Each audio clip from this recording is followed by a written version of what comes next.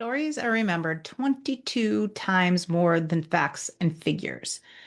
And no, it's not lost on me the irony that I started with facts and figures. But what I want to do today is talk about the number one myth holding people back from telling stories in the workplace, even though they're 22 times more effective, and my number one hack, tip, trick to telling more stories.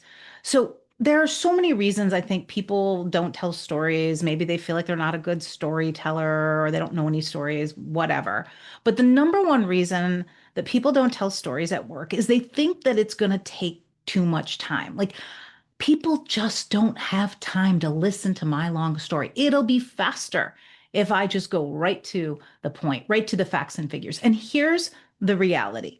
People don't care how long it takes as long as they're engaged. And more importantly, stories aren't selfish. When you tell a story, people like ride sidecar next to you. They're like, "Oh, you're talking about your brother. I'm thinking of my sister.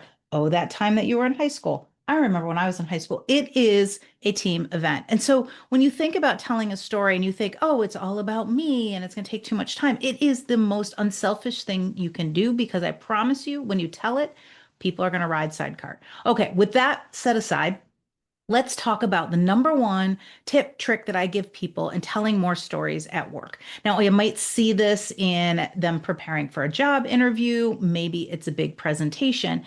And the thing that most people get wrong is they try to come up with a scenario and then think of a story. And that is hard. Our brains aren't wired that way. Here's what I want you to do instead. I want you instead to create a story library. Now, that's just a fancy word for a list. Maybe it's on a notepad, maybe it's in your phone, maybe it's just in your head. But I want you to start writing down what are the top 10 stories that you can think of. And some of these could be like ludicrous, funny stories from your personal life. Some could be stories from your career that you remember. And then also, some could be just little stories that could be metaphorical.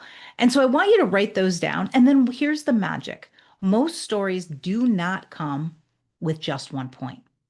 In fact, I would argue that all stories have branches like a tree, and they have many different points they can make, whether they're real stories with real points, like, "Oh, I went shopping and here was my customer experience." And then you have, like, here's how they packaged it, here's how they positioned it, right? There's many branches, a literal story, but also from those metaphorical stories. Maybe you were gardening the other day and these stupid weeds kept coming up. Well, if you think about it, that story about you gardening and you getting frustrated, there's probably multiple like analogies, metaphors, points that you can make from that one single experience. And if you start there, then you start to feel comfortable with your story because it's something that you know really well. It's something you've probably told at happy hour before. And then it's just about how do I use it to tell different points?